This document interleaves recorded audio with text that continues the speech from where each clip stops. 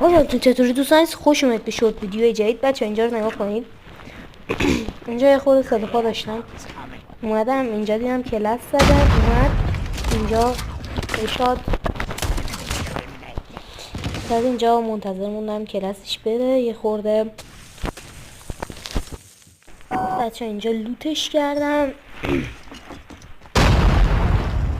بعد اینجا هی نیک پرت می شدیم و من اینجا پیدا یه نفر اون بالا دیدم. اینجا این گرفتم ببینم میتونم بزنمش یا نه.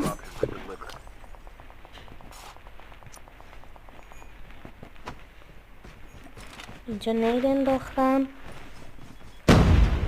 دمیج شد، پشت یه تیرش زدم.